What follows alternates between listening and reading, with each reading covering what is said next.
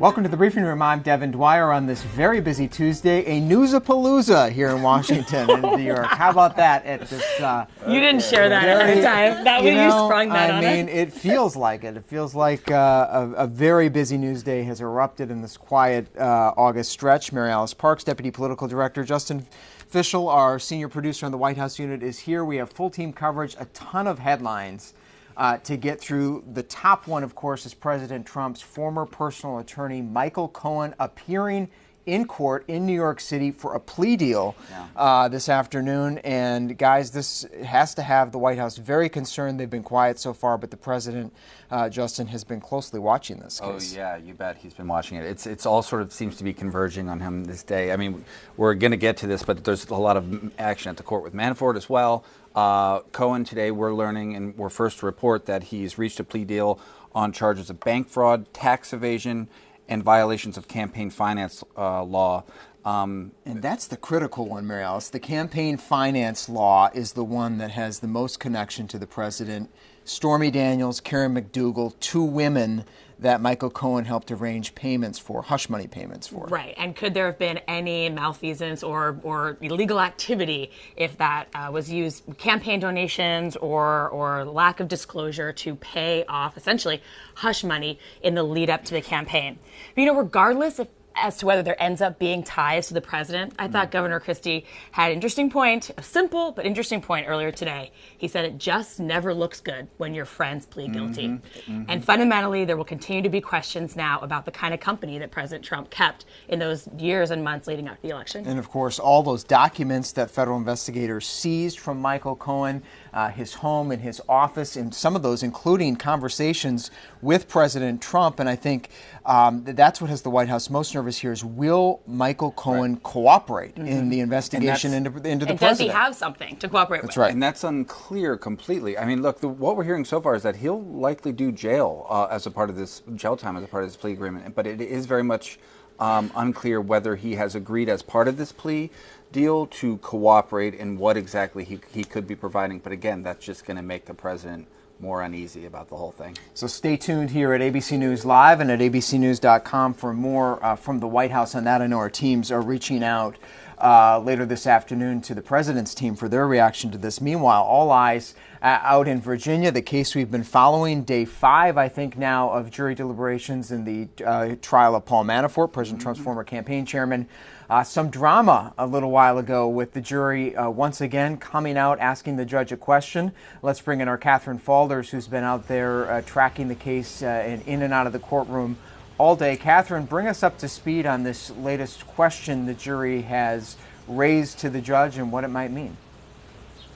Yeah, Devin, this is day 4 of jury deliberations out here, and the last we heard from the jury was around 11:40, and they asked, quote, if we cannot come to a consensus on a single count, how should we get the final verdict form? How should they fill out that final verdict form? Well, the defense arguing that they should have another column added to that would say hung. The verdict form they have now is 4 pages long. It says all of those 18 counts. It says guilty or not guilty. The judge, of course, urged them to go back and continue deliberating. It appeared by their question that they were stuck on one single count. But again, that was at 11:40, and here we are, and we still haven't heard from the jury. But this is the first question they have asked since last Thursday, Devin. And Catherine, help us understand what it could mean. Does the jury need to come to a unanimous conclusion on each of the 18 counts for there not to be a mistrial, or could they, in effect, agree on 17 of the 18 and let this one go? Yeah, well, the judge could, of course, allow a partial verdict here. It's something that he didn't want to do at 11:40, hence why he sent them back. But they have to agree to all 18 of these unanimously. And if they can't come to a conclusion, of course, they will state that to the judge. But each one of those jurors, up to 6 men and 6 women, 12 people, have to agree unanimously, Devin, to all 18 of those counts. I think it's important to remember that just because it's been taking a long time doesn't necessarily mean it's going one way or the other. This was a hugely complicated case with a big paper trail, as Catherine's been pointing out all week. Tons of evidence, lots of documentation for the jury to go through. And people tend to forget there's a second trial for Paul Manafort that Mueller is prosecuting, scheduled for next month, no matter what happens here. that has to do with foreign lobbying and all sorts of other charges. And they say they got twice as much evidence in this trial. So it's not over for him, no matter what the result is this week. It's not over at all. And of course, the defense, they're viewing this as a win for them. They say that the continued deliberations are good for them and that their client, Paul Manafort, is very happy about this. But it's exactly what Mary Alice pointed out. They have 388 exhibits to go through here. One of those is 700 pages in and of itself. They requested a bigger room to go through all of the evidence, to have it wheeled in. So it would appear, since they didn't have questions since last Thursday, that they're just going through this with a fine-tooth comb. And of course, you will stay on the case, Catherine, for us as those deliberations continue. It's a standby and wait situation out there, and it's been wet. You've been avoiding the storms here in Washington, It's D.C. sunny so now. Thank you. Sunny now. Perhaps there's a metaphor there. Catherine, thanks so much. Meanwhile, the president, though, weighing in on the investigation that has him in its sights, the Mueller investigation guys overnight, the president calling in Reuters news service. I was struck by, let's put this quote, the president sort of starting to adopt the line his lawyers have been saying for weeks, that he thinks a sit down with Mueller could be a perjury trap. He says that he could control the investigation if he wanted to. He could run it. Of course, he's going to stay out of it, which is, all of this is not true. He could end it. He can't run it. I mean, that was just sort of a throwaway comment he made. I mean, but he can't. But what do you think this means? This is really it? I mean, he's not going to sit down with Robert Mueller, and he's basically admitting it here. It seems like he's starting to take the advice of his lawyers. That's what his lawyers have been worried about from the beginning, that this president, who frankly is often loose-lipped and sometimes loose-lipped with facts, could slip up and could get himself in real trouble. That's been one of the stated concerns of his lawyers from the beginning. But he said he wanted to talk, though. He said all along he wanted to talk, and this looks like a big change. The bottom line, the way I see it, is there's really nothing to fear in a he said, she said situation. There's something to fear, though, in a he said, she said, he said, and many others said. And that's what I feel that Trump is worried that he could be facing. Not just Comey's or somebody else's testimony, but testimony from a few others. Or other evidence on the other side. Yeah. And I think he even said that to Reuters. He said, even if I'm telling the truth, that makes me a liar up against, an army of other people who have told their side that, and it's all corroborated. Of course, James Comey keeping those contemporaneous notes as well before an investigation was called. And who knows what Don McGahn knew contemporaneously and others, Although his team says overnight that he didn't offer anything incriminating on President Trump when he sat down for 30 hours with Mueller. But who knows? And it's just remarkable the president's talking about perjury. He's talking about a question of who's being honest and whether he could be honest. Meanwhile, he is sort of continuing today to shift gears a little bit. Being president, he is making some pretty big, bold policy moves ahead of his trip to West Virginia tonight. He's kicking off campaign season out in Charleston, Virginia. I want to bring in our expert on the EPA and coal country, Stephanie Epps. Stephanie, great to have you here. You've been digging in today to the president's big announcement out of the EPA, rolling back President Obama's clean power rules, the ones that sort of constrain the coal country. What are we learning today about what President Trump has done? Right. So this is the replacement for the Clean Power Plan, Obama's big central piece of his climate change fight. The administration is saying that they're going to have drastically less regulations on that. But aside from the whole debate about how to limit emissions that cause global warming, a really striking part of this is that the administration's own analysis says that increased pollution from this proposal could result in health problems, including by the year 2030 up to 1,400 premature deaths a year, 48,000 cases of asthma, and 21,000 days that kids can't go to school. The thing that struck me was these are the administration's own estimates. They've put it in writing in their plan. Those are some stunning numbers. Yeah. And a lot of people are saying that, any proposal that makes Americans less healthy is really not okay. And this is the president goes to coal country, as you know. I want to bring in our Allie Rogan, Senate producer, for a little bit more on this. She's up on Capitol Hill. Allie, and you've been hearing from many members of Congress today talking about this plan on both sides. Republicans praising him predictably, but a lot of Democrats very concerned about what this means for the environment. Democrats are very concerned, Devin. Senator Schumer put out a brief statement that said this is a decision the president made that was led by energy lobbyists. However, there is some disagreement here within the Democratic caucus up here on Capitol Hill, it's very much a campaign issue. And folks like vulnerable Democrats like Senator Joe Manchin, who represents Virginia, is very supportive of the president's action. And he actually released a statement in which he said, in part, this is a perfect example of how President Trump and I can work together on something that's good for West Virginia. So I don't think you're going to see Democrats push back on this as much as you might in an off-election year, simply because it's such a critical issue for folks like Joe Manchin, who is doing his best to stay in the Senate after his election in November, Devin.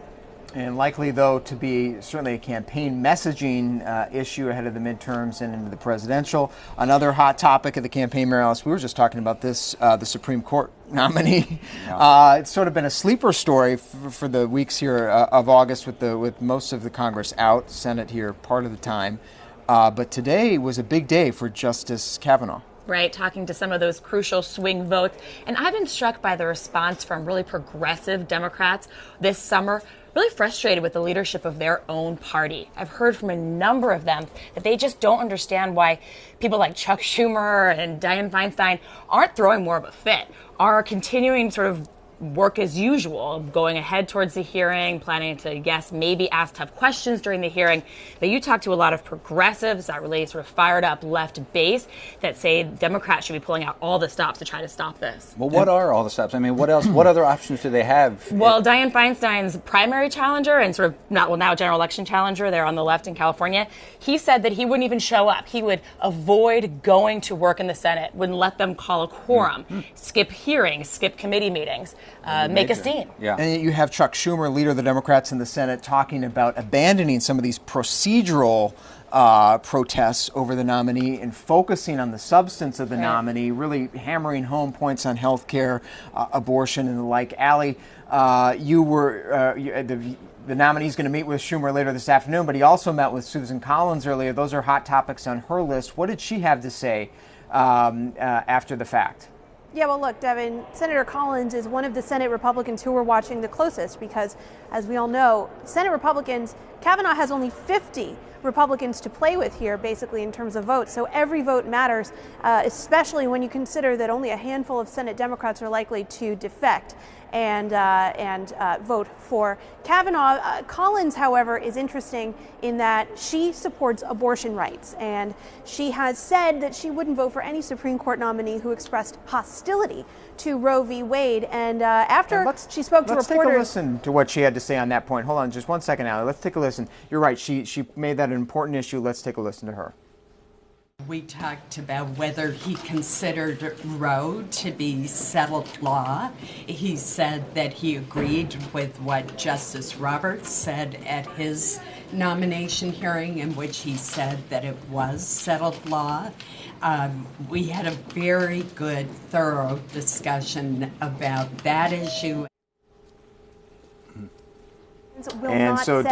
Whether Senator Collins is not going to tell us in advance of the Senate Judiciary Committee hearing into Kavanaugh whether or not she's going to be voting in favor of Kavanaugh, but it was certainly interesting given that Roe v. Wade is one of her basically litmus test issues. We also heard from Senator Schumer, who is actually meeting with Kavanaugh right about now, in which he said that it's one thing to say Roe v. Wade is settled law, but he said his point was any law is settled law until it comes before the Supreme Court, and they have the power to unsettle it. So this debate continues, Devin.